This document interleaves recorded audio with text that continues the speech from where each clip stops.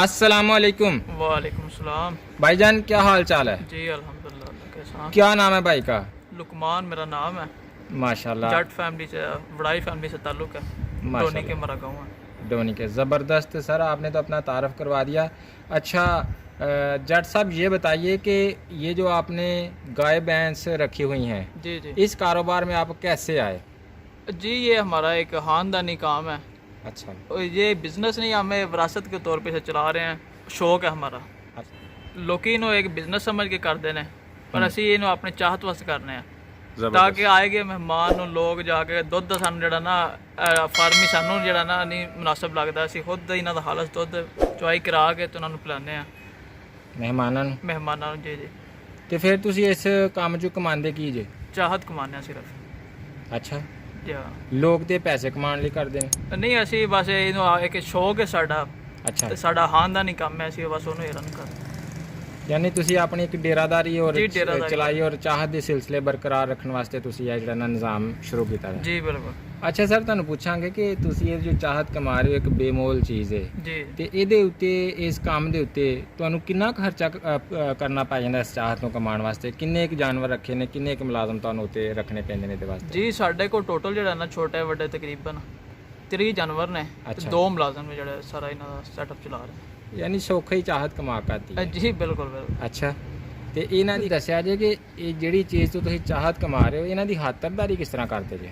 ਸਾਡੇ ਇਲਾਕੇ 'ਚ ਜਿੰਨੀ ਜ਼ਮੀਨ ਤੇ ਜੋ ਕੁਝ ਪੈਦਾਵਾਰ ਹੈ, ਅਸੀਂ ਸਭ ਕੁਝ ਇਹਨਾਂ ਨੂੰ ਖਿਲਾ ਰਹੇ ਹਾਂ। ਅੱਛਾ, ਜੀ, ਕੀ ਕੁਛ ਖਿਲਾ ਰਹੇ ਹੋ? ਮੌਸਮੀ ਜਿਹੜਾ ਚਾਰਾ ਹੁੰਦਾ ਹੈ ਉਹ ਅੱਜ ਕੱਲ ਕੀ ਖਿਲਾ ਰਹੇ ਹੋ? ਅੱਜ ਕੱਲ ਅਸੀਂ ਮਕਈ ਇਸਤੇਮਾਲ ਕਰ ਰਹੇ ਹਾਂ, ਮਕਈ? ਜਾਂ ਨਾਲ ਸੈਲਜ ਵੀ ਇਸਤੇਮਾਲ ਕਰਨੇ ਆ ਉਹ, ਕਿਉਂਕਿ ਜਦੀਦ ਟਰਮ ਹੈ, ਅਸੀਂ ਇਨਸ਼ਾਅੱਲਾ ਨਾ ਹੁਣ ਜਦੀਦ ਟਰਮ ਤੇ ਤਰਫ ਲੈ ਕੇ ਆਉਣਾ ਚਾਹ ਰਹੇ ਹਾਂ। ਅੱਛਾ, ਜੀ ਜੀ। ਇਹ ਤੁਸੀਂ ਚਾਰੇ ਦਾ ਇੰਤਜ਼ਾਮ ਮੁੱਲ ਦੇ ਚੀਜ਼ਾਂ ਤੋਂ ਕਰਦੇ ਨਹੀਂ, ਜਾਂ ਤੁਹਾਡੀ ਜ਼ਾਤੀ ਜ਼ਮੀਨ ਹੈ? ਨਹੀਂ, ਸਾਡੀ ਜ਼ਾਤੀ ਜ਼ਮੀਨ ਹੈ ਜੀ। ਅੱਛਾ, ਜੀ, ਕਿੰਨੇ ਕਿੱਲੇ ਚਾਰਾ ਇਹਨਾਂ ਵਾਸਤੇ ਕਾਸ਼ਤ ਕਰ ਲੈਂਦੇ ਹੋ? ਤਕਰੀਬਨ ਸਾਡਾ 12 ਏਕੜ ਜਿਹੜਾ ਨੇ ਇਹਨਾਂ ਵਾਸਤੇ ਚਾਰਾ ਬਸ ਜ਼ਮੀਨ ਚਾਰੇ ਵਾਸਤੇ ਵੇ, ਇਸ ਤੋਂ ਇਲਾਵਾ ਦਾ ਕੋਈ ਕੰਮ ਨਹੀਂ। ਤੇ ਮੇਰੇ ਖਿਆਲ 'ਚ ਤੇ ਤੁਹਾਡਾ ਚਾਰਾ ਇਜ਼ਾਫੀ ਬਚ ਜਾਂਦਾ ਹੋਏਗਾ ਜਾਂ ਇਹਨਾਂ ਤੇ ਖਰਚ ਹੋ ਜਾਂਦਾ ਹੈ? ਨਹੀਂ, ਨਾ ਤੇ ਖਰਚ ਹੋ ਜਾਂਦਾ। ਸਾਰਾ ਹੀ ਇਹਨਾਂ ਕੇ ਇਸਤੇਮਾਲ ਹੋ ਜਾਂਦਾ? ਜੀ ਸਾਰਾ ਹੀ। ਅੱਛਾ ਜੀ, ਤੂੜੀ ਦਾ ਵੀ ਇਸਤੇਮਾਲ ਕਰਦੇ ਹੋ? ਜੀ, ਉਹ ਸਾਹਮਣੇ ਤੁਹਾਡਾ ਗੋਦਾਮ ਹੈ, ਬਿਲਕੁਲ ਭਰੇ ਆ।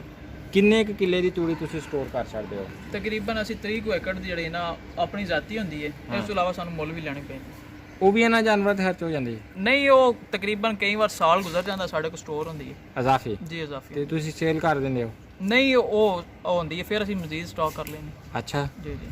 ਤੇ ਇਹਨਾਂ 30 ਜਾਨਵਰਾਂ ਤੋਂ ਹਾਸਲ ਹੋਣ ਵਾਲਾ ਸਾਰਾ ਦੁੱਧ ਖੁਦ ਹੀ ਇਸਤੇਮਾਲ ਕਰ ਛੱਡਦੇ ਜਾਂ ਸੇਲ ਵੀ ਕਰਦੇ ਹੋ? ਨਹੀਂ, ਖੁਦ ਵੀ ਘਰ ਵਾਸਤੇ ਵੀ ਇਸਤੇਮਾਲ ਕਰੀਦਾ ਹੈ, ਕਿ ਮਹਿਮਾਨਾਂ ਵਾਸਤੇ ਵੀ। ਅੱਛਾ ਇਸ ਤੋਂ ਇਲਾਵਾ ਗਵਾਲਾ ਆ ਕੇ ਲੈ ਜਾਂਦਾ। ਅੱਛਾ ਜੀ, ਇੰਨਾ ਫਿਰ ਤੁਹਾਨੂੰ ਪਤਾ ਜ਼ਰੂਰਤ ਤੋਂ ਜ਼ਿਆਦਾ ਜਿਹੜੀ ਚੀਜ਼ ਹੈ। ਬਿਲਕੁਲ ਜੀ, ਬਿਲਕੁਲ। ਜੀ। ਕਿੰਨਾ ਕੁ ਸੇਲ ਹੋ ਜਾਂਦਾ? ਤਕਰੀਬਨ ਸਾਡਾ ਰੋਜ਼ ਦਾ 2 ਮਣ ਤੋਂ ਸੇਲ ਹੋ ਜਾਂਦਾ। 2 ਮਣ ਸੇਲ ਹੋ ਜਾਂਦਾ? ਅੱਛਾ ਲੁਕਮਾਨ ਭਾਈ, ਇਹ ਦੱਸਿਓ ਕਿ ਤੁਸੀਂ ਕਿਹਾ ਕਿ ਜਾਨਵਰ ਜਿਹੜੇ ਨੇ ਉਹਨਾਂ ਦਾ ਦੁੱਧ ਅਸੀਂ ਐਕਸਟਰਾ ਸੇਲ ਕਰ ਦਿੰਦੇ ਆ, ਉਹ ਕਿੰਨਾ ਕੁ ਦੁੱਧ ਤੁਹਾਡਾ ਸੇਲ ਹੋ ਜਾਂਦਾ ਡੇਲੀ ਦਾ? ਤਕਰੀਬਨ ਸਾਡਾ ਡੇਲੀ ਦਾ 100 ਕਿਲੋ ਚਲਾ ਜਾਂਦਾ ਹੈ। ਠੀਕ ਹੋ ਗਿਆ। ਜੀ। ਰੇਟ ਕੀ ਮਿਲਦਾ ਵਾ ਤੁਹਾਨੂੰ ਇੱਥੇ? ਰੇਟ ਸਾਡੇ ਹਾਂ ਕੰਮ ਹੀ ਦੇ 80 ਰੁਪਏ। ਠੀਕ ਹੈ। ਜੀ ਜੀ। ਔਰ ਗਵਾਲਾ ਇੱਥੋਂ ਆ ਕੇ ਲੈ ਕੇ ਜੀ, ਜਾਂਦਾ? ਗਵਾਲਾ ਆ ਕੇ ਡੇਰੇ ਤੋਂ ਲੈ ਕੇ ਜਾਂਦਾ। ਤੇ ਉਹ ਗਵਾਲਾ 80 ਰੁਪਏ ਰੇਟ ਦੇ ਜੀ, ਰਿਹਾ? 80 ਰੁਪਏ। ਠੀਕ ਹੋ ਗਿਆ।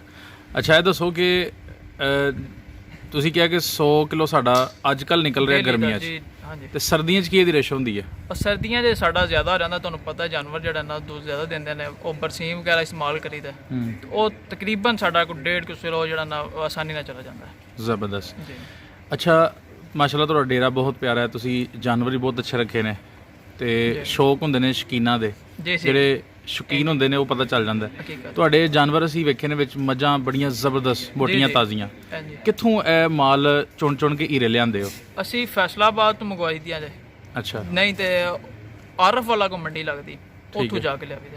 ਯਾਨੀ ਇਹ ਨੀਲੀ ਨਸਲ ਦੀਆਂ ਨੇ ਜੀ, ਮੱਝ? ਨੀਲੀ ਰਾਵੀ ਦੀਆਂ ਤੇ ਨੀਲੀ ਦੀਆਂ ਤੋਂ ਮਿਕਸ ਹੀ ਨੇ। ਬਿਲਕੁਲ ਉਹ ਮਿਕਸ ਹੈ, ਜੀ। ਕਿਉਂਕਿ ਪਿਓਰ ਤਾਂ ਨਹੀਂ ਰਿਹਾ। ਪਿਓਰ ਨਹੀਂ ਜੀ। ਠੀਕ ਹੋ ਗਿਆ। ਹੁਣ ਤੁਸੀਂ ਉਥੋਂ ਆਪ ਹੀ ਜਾ ਕੇ ਲੈ ਕੇ ਆਉਂਦੇ ਹੋ ਜਾਂ ਬੰਦੇ ਭੇਜਦੇ ਹੋ ਜਾਂ ਨਹੀਂ, ਵਪਾਰੀਆਂ ਕੋਲ ਲੈਂਦੇ ਹੋ? ਸਾਡੇ ਉੱਥੇ ਜਾਣਨ ਵਾਲੇ ਨੇ, ਉਹ ਹੀ ਖਰੀਦ ਕੇ ਸਾਨੂੰ ਭੇਜ ਦਿੰਦੇ ਨੇ ਇੱਥੇ। ਠੀਕ ਹੋ ਗਿਆ। ਜੀ ਜੀ। ਇਹ ਤੁਸੀਂ ਅੱਗੇ ਗੱਲ ਕੀਤੀ ਸੀ ਕਿ ਅਸੀਂ ਜ਼ਿਆਦਾ ਦੁੱਧ ਵਾਲੇ ਜਾਨਵਰ ਰੱਖਨੇ ਆ, ਜੀ ਜਿਹੜਾ ਕੋਈ ਉਸ ਤਰ੍ਹਾਂ ਦਾ ਜਾਨਵਰ ਹੁੰਦਾ ਉਹ ਅਸੀਂ ਕੱਢ ਦਿੰਨੇ ਆ। ਜੀ। ਤੇ ਕੀ ਤੁਸੀਂ ਐਵਰੇਜ ਰੱਖੀ ਹੈ ਨਾ ਜਾਨਵਰਾਂ ਦੀ ਕਿ ਕਦੋਂ ਦਿਨੋਂ ਦਾ ਦੁੱਧ ਘਟ ਜਾਏ, ਫਿਰ ਕਦੋਂ ਇਹਨਾਂ ਨੂੰ ਤੁਸੀਂ ਸੇਲ ਕਰਕੇ ਤੇ ਨਵੇਂ ਲੈ ਆਉਂਦੇ ਹੋ? ਸਾਡੇ ਕੋਲ ਤਕਰੀਬਨ ਹੁਣ ਜਿੰਨੇ ਜਾਨਵਰ ਜੇ 10.5 ਕਿਲੋ ਦੁੱਧ ਦੇ ਰਿਹਾ, ਜਿਹੜਾ ਮਾਮੂਲੀ ਵੀ ਹੈ, ਠੀਕ ਹੈ। ਜਿਹੜੇ ਉਹ ਸੂਣ ਵਾਲੀਆਂ ਵੀ ਹੋਈਆਂ। ਔਰ ਜਿਹੜੇ ਜ਼ਿਆਦਾ ਤੋਂ ਜ਼ਿਆਦਾ ਕੋਈ 1800 ਤੇ ਜੀ। ਮਾਸ਼ਾਅੱਲਾ 18 ਤੱਕ ਵੀ ਦਿੰਦੀ ਹੈ ਵੀ ਦੋਵਾਂ ਟਾਈਮਾਂ ਦਾ। ਸਾਡੇ ਕੋਲ ਦਿੰਦੀਆਂ ਹੁਣ ਵੀ ਦੇ ਰਹੀ ਮੌਜੂਦ ਹੈ। ਜ਼ਬਰਦਸਤ। ਤੇ ਜਿਹੜੀ 18 ਕਿਲੋ ਦਿੰਦੀ ਹੈ ਵੀ ਬਾਕੀ ਗੱਲ ਬਾਅਦ ਚ ਕਰਨੇ ਉਹਨੂੰ ਤੁਸੀਂ ਉਹਦੀ ਸੇਵਾ ਕੀ ਕਰਦੇ ਹੋ ਕਿੰਨਾ ਕੁ ਵੰਡਾ ਉਹਨੂੰ ਪਾਈ ਜਾਂਦਾ ਹੈ? ਵੰਡਾ ਜਿਵੇਂ ਦੁੱਧ ਦੇ ਹਿਸਾਬ ਨਾਲ ਹੀ ਉਹ ਮੁਲਾਜ਼ਮ ਹੀ ਪਾਉਂਦੇ ਜੇ ਉਹਦੇ ਬਾਰੇ ਮੇਰੀ। ਠੀਕ ਹੋ ਗਿਆ। ਅੱਛਾ ਤੁਸੀਂ ਦੱਸਿਆ ਕਿ ਉੱਥੋਂ ਮੱਝਾਂ ਸਾਡੇ ਉਹ ਜਾਣਨ ਵਾਲੇ ਨੂੰ ਭੇਜ ਦਿੰਦੇ ਨੇ। ਉਹ ਭੇਜ ਦਿੰਦੇ ਨੇ। ਇੱਕ ਮੱਝ ਜਿਹੜੀ ਬਹੁਤ ਅੱਛੀ ਮੱਝ ਹੈ ਤੁਸੀਂ 18 ਕਿਲੋ ਦੁੱਧ ਦੱਸਿਆ ਉਹ ਤੁਹਾਨੂੰ ਕਿੰਨੇ ਕੁ ਦੀ ਪਾਈ ਜਾਂਦੀ ਹੈ? 3 ਲੱਖ ਰੁਪਏ ਦੀ 3 ਲੱਖ ਰੁਪਏ ਦੀ ਪਹੁੰਚ ਹੈ ਇੱਥੇ। ਪਹੁੰਚ ਇੱਥੇ। ਔਰ ਸੀਜ਼ਨ ਦੇ ਵਿੱਚ ਤੁਸੀਂ ਕਦੋਂ ਮੱਝਾਂ ਚੇਂਜ ਕਰਦੇ ਹੋ ਕਿਸ ਮਹੀਨੇ ਵਿੱਚ ਪ੍ਰੈਫਰੈਂਸ ਦਿੰਦੇ ਹੋ ਕਿ ਮੱਝਾਂ ਚੇਂਜ ਕਰੀਏ? ਇਹ ਲੈਰੀਆਂ ਮੱਝਾਂ ਰੱਖਣਾ ਜਿਹੜੀ ਮੱਝ ਇਸ ਟਾਈਮ ਦੁੱਧ ਘਟਾ ਜਾਂਦੀ ਹੈ ਉਹਦੀ ਜਗ੍ਹਾ ਨਵੀਂ ਰਿਪਲੇਸ ਕਰ ਲਈਦੀ। ਸਹੀ ਹੋ ਕੋਈ ਗਿਆ। ਟਾਈਮ ਫਿਕਸ ਨਹੀਂ ਉਹਦਾ। ਜਿਹੜੀ ਮੱਝ ਤੁਸੀਂ ਵੇਚਦੇ ਹੋ ਉਹ ਕਿੱਥੇ ਵੇਚਦੇ ਹੋ? ਇੱਥੇ ਉਹ ਮੁਕਾਮੀ ਸੱਤਾ ਤੇ ਆ ਕੇ ਲੋਕ ਲੈ ਉਹ ਜਾਂਦੇ ਕਿੰਨੇ ਕੁ ਦੀ ਵਿਕ ਜਾਂਦੀ ਹੈ ਅਮੂਮਨ ਐਵਰੇਜ? ਐਵਰੀ ਤਕਰੀਬਨ ਲੱਖ ਡੇਢ ਦੀ ਇੱਥੇ ਇਹਦੇ ਦਰਮਿਆਨ ਇਸ ਤੋਂ ਜ਼ਿਆਦਾ ਨਹੀਂ। ਅਗਰ ਅਸੀਂ 1.5 ਦੀ ਕਹੀਏ ਤੇ ਫਿਰ ਵੀ ਅੱਧੋ ਅੱਧੋ ਘਾਟਾ ਪਾ ਕੇ ਜਾਂਦੀ ਅੱਧੋ ਅੱਧ ਘਾਟਾ ਪਾ ਜਾਂਦੀ ਹੈ। ਹੈ। ਅੱਛਾ ਲੁਕਮਾਨ ਵੜਾਈ ਸਾਹਿਬ ਫਿਰ ਤੁਹਾਨੂੰ ਕੀ ਬਚਿਆ? ਯਾਨੀ ਅਗਰ ਤੁਸੀਂ 1.5 ਲੱਖ ਦੀ ਮੱਝ ਵੇਚ ਦਿੱਤੀ ਹੈ ਜਾਂ ਘੱਟ ਤੋਂ ਘੱਟ ਲੱਖ ਦੀ ਔਰ 3 ਲੱਖ ਦੀ ਲਿਆਂਦੀ ਹੈ ਫਿਰ ਬਚਿਆ ਕੀ ਤੁਹਾਨੂੰ? ਵੇਖੋ ਤਕਰੀਬਨ ਸਾਨੂੰ ਮੱਝ 1.5 ਲੱਖ ਦਾ ਦੁੱਧ ਦੇ ਜਾਂਦੀ। ਸਾਡਾ ਬੱਚਾ ਜਿਹੜਾ ਨਾ ਉਹ ਭੈਂਸ ਦਾ ਜਿਹੜਾ ਬੱਚਾ ਹੈ ਉਹ ਸਾਡੀ ਬੱਚਤ ਹੈ ਠੀਕ ਹੈ। ਜੀ। ਔਰ 1.5 ਤੂਤੇ ਵੀ ਦੇ ਜਾਂਦੀ ਹੈ 2.5 ਦਾ? ਜੀ ਦੇ ਜਾਂਦੀ ਹੈ। ਵੇਖੋ ਦੁੱਧ ਨਾ ਵੀ ਦੇਵੇ ਅਸੀਂ ਹਲਕੇ ਖੁਦਾ ਦੀ ਖਿਦਮਤ ਕਰ ਰਹੇ ਆ। ਇਹ ਦੁੱਧ ਤੇ ਪੁੱਤਰ ਪਤਾ ਜਿਹਨਾਂ ਦੇ ਨੇ ਉਹ ਮੁਕੱਦਰਾਂ ਵਾਲਿਆਂ ਦੇ ਘਰ ਹੁੰਦੇ ਨੇ। ਬਿਲਕੁਲ ਬਿਲਕੁਲ ਜ਼ਬਰਦਸਤ ਜ਼ਬਰਦਸਤ। ਦੁੱਧ ਤੇ ਪੁੱਤਰ ਮੁਕੱਦਰਾਂ ਵਾਲਿਆਂ ਦੇ ਘਰ ਹੁੰਦੇ ਨੇ।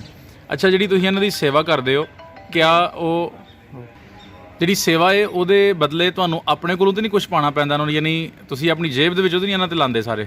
ਨਹੀਂ ਨਹੀਂ ਇਹ ਵੇਖੋ ਵਾਹਦ ਐਸਾ ਬਿਜ਼ਨਸ ਹੈ ਜਿਹਦੇ ਜੋ ਤੁਸੀਂ ਇਨਵੈਸਟ ਕਰਨਾ ਨਾ ਉਹ ਤੁਹਾਨੂੰ ਫਾਇਦਾ ਹੋਵੇ ਜਾਂ ਨਾ ਹੋਵੇ ਉਹ ਤੁਹਾਡਾ ਜਿਹੜਾ ਨਾ ਵਾਪਸ ਕਰ ਜਾਂਦਾ ਹੈ। ਸਾਡਾ ਕੋਈ ਇਨਵੈਸਟ ਨਹੀਂ ਹੁੰਦੀ। ਜੋ ਲਗਾਇਆ ਉਹ ਰਿਟਰਨ ਕਰ ਜਾਂਦੀਆਂ ਨੇ। ਯਾਨੀ ਅਗਰ ਤੁਸੀਂ ਲੋਕਾਂ ਨੂੰ ਖਵਾਉਂਦੇ ਪਿਆਉਂਦੇ ਹੋ ਇਹਨਾਂ ਜਾਨਵਰਾਂ ਨੂੰ ਵੀ ਖਵਾਉਂਦੇ ਪਿਆਉਂਦੇ ਹੋ ਰਜਾਉਂਦੇ ਹੋ ਇਹਦਾ ਮਤਲਬ ਇਹ ਹੈ ਕਿ ਤੁਹਾਨੂੰ ਫਿਰ ਲਾਸ ਵਿੱਚ ਨਹੀਂ ਜਾਂਦਾ? ਸਾਨੂੰ ਲਾਸ ਵਿੱਚ ਨਹੀਂ ਜਾਂਦਾ ਫਿਰ। ਅੱਛਾ ਕੁਝ ਤੁਸੀਂ ਨਾਲ ਗਾਈਆਂ ਵੀ ਰੱਖੀਆਂ ਉਹਦੀ ਕੀ ਵਜ੍ਹਾ? ਉਹਦੀ ਵਜ੍ਹਾ ਗਾਈਆਂ ਦਾ ਇੱਕ ਦੁੱਧ ਜ਼ਿਆਦਾ ਹੁੰਦਾ ਹੈ ਜੀ। ਇਸ ਤੋਂ ਫਿਰ ਗਵਾਲੇ ਦੇ ਜਿਹੜੇ ਰਿਕੁਆਇਰਮੈਂਟ ਹੁੰਦੀ ਉਹ ਪੂਰੀ ਹੋ ਜਾਂਦੀ। ਠੀਕ ਹੋ ਗਿਆ। ਜੀ ਜੀ। ਔਰ ਕੁਝ ਕਹਿੰਦੇ ਨੇ ਕਿ ਜਿਹੜਾ ਗਾਈਆਂ ਦਾ ਦੁੱਧ ਹੈ ਉਹ ਬਿਹਤਰ ਹੁੰਦਾ ਪੀਣ ਵਿੱਚ ਉਹਨੂੰ ਅਕਲਮੰਦ ਦੁੱਧ ਕਿਹਾ ਜਾਂਦਾ ਹੈ। ਜੀ ਕਿਆ ਇਸ ਤਰ੍ਹਾਂ ਹੀ ਜਾਂਦਾ ਪਰ ਸਾਡੇ ਹਾਂ ਜਿਹੜਾ ਨਾ ਇਸ ਚੀਜ਼ ਦਾ ਰਵਾਜ ਨਹੀਂ ਲੋਕ ਬੁਰਾ ਸਮਝਦੇ ਨੇ ਨਹੀਂ ਇਸਤੇਮਾਲ ਕਰਦੇ। ਸਹੀ ਹੋ ਗਿਆ। ਦੁੱਧ ਨੂੰ ਜਿਹੜਾ ਤਰਜੀਹ ਦਿੱਤੀ ਜਾਂਦੀ। ਤੇ ਪਰਸਨਲੀ ਤੁਸੀਂ ਕਿਹਨੂੰ ਰეკਮੈਂਡ ਕਰੋਗੇ ਦੁੱਧ ਗਾਂ ਦਾ ਜਾਂ ਜੇ ਭੈਂਸ ਦਾ? ਹਕੀਕਤ ਦੀ ਗੱਲ ਪੁੱਛੋ ਤੇ ਫਿਰ ਤੇ ਜਿਹੜਾ ਨਾ ਗਾਂ ਦਾ ਬਿਜ਼ਨਸ ਸਭ ਤੋਂ ਅੱਛਾ ਹੈ। ਤੇ ਜਿਹੜੇ ਭੈਂਸ ਦੀ ਮਿਹਨਤ ਬਹੁਤ ਜ਼ਿਆਦਾ ਹੈ ਗਾਵਾਂ ਦਾ ਕੋਈ ਮਿਹਨਤ ਨਹੀਂ ਦੁੱਧ ਜ਼ਿਆਦਾ ਦਿੰਦੀਆਂ ਜੀ ਜੀ। ਤੇ ਪਰ ਉਹ ਸਾਡੇ ਹਾਂ ਇਸ ਜਗ੍ਹਾ ਤੇ ਜੇ ਵੇਖਿਆ ਜਾਏ ਤੇ ਉਹ ਬੈਸਟ ਜਿਹੜਾ ਨਾ ਉਹ ਭੈਂਸਾਂ ਦੀ ਗੱਲ ਹੈ। ਠੀਕ ਹੋ ਗਿਆ। ਅੱਛਾ ਓਵਰਆਲ ਤੁਸੀਂ ਕੀ ਅੰਦਾਜ਼ਾ ਇਹਦਾ ਕਰੋਗੇ ਕਿ ਅਗਰ ਕੋਈ ਸ਼ਖਸ ਇਹ ਕਾਰੋਬਾਰ ਕਰਨਾ ਚਾਹੁੰਦਾ ਹੈ ਜੀ ਜੀ ਉਹਨੂੰ ਕੀ ਮਸ਼ਵਰਾ ਦੇਣਾ ਚਾਹੋਗੇ ਕਿ ਉਹ ਕਿਹੜੇ ਜਾਨਵਰ ਲਏ ਕਿਹੜੀ ਨਸਲ ਦੇ ਲਏ ਔਰ ਕਿੱਥੋਂ ਲਏ? ਜੀ ਮੈਂ ਉਹਨੂੰ ਇਹੀ ਕਹਾਂਗਾ ਕਿ ਉਹ ਰਾਵੀ ਦੇ ਨੀਲੀ ਦੇ ਜਾਨਵਰ ਲਏ ਤੇ ਇਹ ਮੁਕਾਮੀ ਸੱਤਾ ਤੋਂ ਵੀ ਹੁਣ ਮਿਲ ਜਾਂਦੇ ਕਿਉਂਕਿ ਸਾਡੇ ਹਾਂ ਇੱਥੇ ਵਪਾਰੀ ਮੌਜੂਦ ਨੇ ਜਿਹੜੇ ਉਸ ਇਲਾਕੇ 'ਚ ਲਿਆ ਕੇ ਇੱਥੇ ਸੇਲ ਕਰਦੇ ਨੇ ਤੇ ਇੱਥੋਂ ਭੈਂਸਾਂ ਜਿਹੜੀਆਂ ਉਸ ਇਲਾਕੇ 'ਚ ਜਾ ਰਹੀਆਂ ਤੇ ਜਿਹੜਾ ਜਾਨਵਰ ਜਿੱਥੇ ਮਿਲ ਜਾਏ ਡੇਰਿਆਂ ਤੋਂ ਅੱਛੇ ਜਾਨਵਰ ਮਿਲਦੇ ਨੇ ਮੰਡੀਆਂ 'ਚ ਨਹੀਂ ਮਿਲਦੇ। ਸਿਰਫ ਇੱਕ ਮੋਟੀਵੇਸ਼ਨ ਦੇਣ ਵਾਸਤੇ ਨੌਜਵਾਨਾਂ ਨੂੰ ਸਵਾਲ ਪੁੱਛਾਂਗਾ। ਮਾਸ਼ਾਅੱਲਾ ਤੁਹਾਡੀ ਏਜ ਬਹੁਤ ਥੋੜੀ ਹੈ ਲੇਕਿਨ ਤੁਹਾਡਾ ਇਹਨਾਂ ਹਵਾਲੇ ਨਾਲ ਕਾਫੀ ਐਕਸਪੀਰੀਅੰਸ ਹੈ। ਜੀ ਇਹ ਐਕਸਪੀਰੀਅੰਸ ਜਿਹੜਾ ਵੇ ਜ਼ਾਹਰ ਹੈ ਕਿ ਤੁਸੀਂ ਆਪਣੇ ਜਾਨਵਰਾਂ ਦੇ ਥਰੂ ਹੀ ਲਿਆ ਹੈ। ਜੀ ਜੀ। ਐਸੀ ਕੋਈ ਗੱਲ ਸਾਨੂੰ ਦੱਸੋ ਜਿਹੜੇ ਨੌਜਵਾਨਾਂ ਦੇ ਕੰਮ ਆਏ ਕਿ ਅਗਰ ਇਹ ਕੰਮ ਕਰਨਾ ਚਾਹੁੰਦੇ ਨੇ ਕਿਆ ਇਹਦੇ ਵਿੱਚ ਕਾਫੀ ਮਿਹਨਤ ਲੱਗਦੀ ਹੈ? ਅਗਰ ਮਿਹਨਤ ਲੱਗਦੀ ਹੈ ਤੇ ਉਹ ਕਿੰਨੀ ਹੈ ਔਰ ਉਹਦਾ ਫਿਰ ਆਊਟਪੁੱਟ ਕਿੰਨਾ ਹੈ?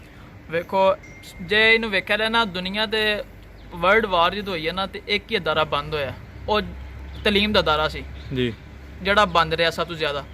ਉਹ ਹੁਣ ਵੇਖੋ ਇਹ ਕਰੋਨਾ ਦੇ ਪੈਨਿਕ ਦੇ ਦਿਹਾੜੇ ਵਿੱਚ ਸਭ ਤੋਂ ਜ਼ਿਆਦਾ ਜਿਹੜਾ ਸਭ ਕੁਝ ਤਕਰੀਬਨ ਬੰਦ ਹੋ ਗਿਆ ਸੀ ਮਾਸ ਹੋਇਆ ਬਿਜ਼ਨਸ ਇਹ ਚੱਲ ਰਿਹਾ ਸੀ। ਹੁਕੂਮਤ ਵੀ ਇਸ ਚੀਜ਼ ਦੀ ਜਾਂ ਛੁੱਟੀ ਦਿੱਤੀ ਸੀ ਕਿ ਦੋ ਸੇਲ ਵੀ ਕਰੋ ਜਾਂ ਆਪਣੇ ਕੰਮ ਕਰੋ ਸਾਰੇ। ਜੀ ਜੀ। ਇਹ ਜਿਹੜਾ ਬਿਜ਼ਨਸ ਹੈ ਬੜਾ ਲੈ ਪਰ ਇਹਦੀ ਸ਼ਰਤ ਇਹ ਵੇ ਕਿ ਤੁਹਾਡੀ ਮੈਨੇਜਮੈਂਟ ਅੱਛੀ ਹੋਣੀ ਚਾਹੀਦੀ ਹੈ। ਰਵਾਇਤੀ ਨਾ ਕਰੋ ਇਹਨੂੰ ਜਦੀਦ ਟਰਮਾਂ ਤੇ ਲਿਆਇਆ ਜਾਏ ਤੇ ਫਿਰ ਬਹੁਤ ਅੱਛਾ ਹੈ। ਸਰ ਬਹੁਤ ਹੀ ਤੁਹਾਨੂੰ ਕਟਾਂਗਾ ਤੁਹਾਡੀ ਗੱਲ ਕਿਉਂਕਿ ਨਾਜ਼ਰੀਨ ਸੁਣਨਾ ਚਾਹਣਗੇ। ਬਹੁਤ ਹੀ ਖੂਬਸੂਰਤ ਤੁਸੀਂ ਗੱਲ ਕੀਤੀ ਹੈ ਕਿ ਇਹਨੂੰ ਰਵਾਇਤੀ ਅੰਦਾਜ਼ ਛੱਡ ਕੇ ਜਦੀਦ ਇਹਨੂੰ ਲੈ ਕੇ ਆਈਏ ਔਰ ਤੁਸੀਂ ਦੂਸਰਾ ਲਫ਼ਜ਼ ਬੋਲਿਆ ਮੈਨੇਜਮੈਂਟ। ਜੀ ਜੀ। ਦੋਵਾਂ ਲਫ਼ਜ਼ਾਂ ਨੂੰ ਕਲੀਅਰ ਕਰਿਓ ਕਿ ਮੈਨੇਜਮੈਂਟ ਤੋਂ ਕੀ ਮੁਰਾਦ ਲੈਂਦੇ ਹੋ ਔਰ ਜਿੱਦਤ ਤੋਂ ਕੀ ਮੁਰਾਦ ਲੈਂਦੇ ਹੋ? ਜਿੱਦਾਂ ਤੋਂ ਮੁਰਾਦ ਹੈ ਵੇਖੋ ਮਸ਼ੀਨਾਂ ਦਾ ਇਸਤੇਮਾਲ ਜ਼ਿਆਦਾ ਕੀਤਾ ਜਾਏ ਸੈਲਰ ਜਿਹੜਾ ਹੈ ਉਹ ਇਸਤੇਮਾਲ ਕੀਤਾ ਜਾਏ ਪੱਠਿਆਂ ਜ਼ਿਆਦਾ ਔਰ ਰੋਡ ਗਰਾਸ ਜਿਹੜਾ ਹੈ ਉਹ ਇਸਤੇਮਾਲ ਕਰੋ। ਮੈਨੇਜਮੈਂਟ ਵੇਖੋ ਜੇ ਤੁਹਾਡਾ ਤਰੀਕਾ ਨਹੀਂ ਮੈਨੇਜਮੈਂਟ ਉਹ ਵਿਗਾੜੇ। ਜੇ ਤੁਸੀਂ ਮੈਨੇਜਮੈਂਟ ਹੋਵੇ ਦੀ ਤੇ ਤੁਹਾਡਾ ਜਿਹੜਾ ਨਾ ਹਰ ਚੀਜ਼ ਕਲੀਅਰ ਚੱਲੇਗੀ। ਜੇ ਉਹ ਗਲਤ ਹੈ ਤੇ ਫਿਰ ਜੋ ਦਿਲ ਤੋਂ ਇਨਵੈਸਟ ਕਰੋ ਖਰਾਬ ਹੀ ਹੋਣਾ। ਤੁਹਾਡੇ ਕੋਲ ਮਾਸ਼ਾਅੱਲਾ 30 ਜਾਨਵਰ ਨੇ ਤਾਂ ਲੁਕਮਾਨ ਵੜਾਈਚ ਸਾਹਿਬ ਜੀ ਬਿਹਤਰੀਨ ਮੈਨੇਜਮੈਂਟ ਤੁਸੀਂ ਕਿਹਨੂੰ ਕਹਿੰਦੇ ਹੋ?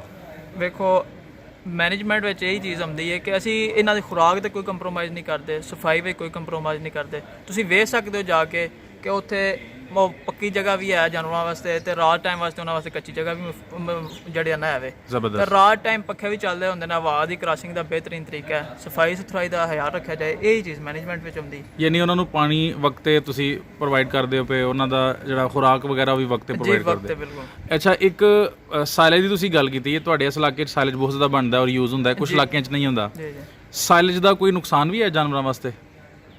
ਕੁਝ ਲੋਕ ਕਹਿੰਦੇ ਨੇ ਕਿ ਦੁੱਧ ਤੇ ਫਰਕ ਪੈ ਜਾਂਦਾ, ਕੋਈ ਤੁਹਾਡੀ ਆਬਜ਼ਰਵੇਸ਼ਨ 'ਚ ਐਸੀ ਚੀਜ਼ ਆਈ ਹੈ? ਨਹੀਂ, ਸਾਡੇ ਅਸਾਂ ਤਕਰੀਬਨ ਕੋਈ 1 ਹਫ਼ਤਾ ਹੀ ਹੋਇਆ ਇਸਤੇਮਾਲ ਕਰਨੇ ਆ ਸਾਇਲੇਜ, ਸਾਡਾ ਇਸ ਜ਼ਾਤੀ ਤਜਰਬਾ ਇਸ ਬਾਰੇ। ਠੀਕ ਹੋ ਗਿਆ, ਯਾਨੀ ਤੁਸੀਂ ਇਹਨੂੰ ਹਲੇ ਸਟਾਰਟ ਕਰ ਜੀ ਕੀਤਾ ਸਟਾਰਟਅਪ ਕੀਤਾ। ਇਸ ਵਾਰ ਤੁਸੀਂ ਕਹਿ ਰਹੇ ਹੋ ਕਿ ਲੋਕ ਜਿਹੜੇ ਨੇ ਉਹ ਜਿੱਦਤ ਵੱਲ ਆਉਣ, ਜੀ ਜੀ ਕਿ ਸਾਡੀ ਰਵਾਇਤੀ ਅੰਦਾਜ਼। ਕੋਸ਼ਿਸ਼ ਹੈ ਕਿ ਅੱਗੋਂ ਇਨਸ਼ਾਅੱਲਾ ਇਹਨੂੰ ਪ੍ਰੋਪਰ ਸਾਰੇ ਨੂੰ ਨਾ ਸਾਇਲੇਜ ਤੇ ਲੈ ਕੇ ਜਾਈਏ, ਪੱਠੇ ਨੂੰ ਛੱਡਦੀ ਵੈਸੇ। ਠੀਕ ਹੋ ਗਿਆ। ਜੀ ਜੀ। ਸਰ, ਬਹੁਤ ਜ਼ਬਰਦਸਤ ਤੁਸੀਂ ਗੁਫ਼ਤਗੂ ਕੀਤੀ ਹੈ।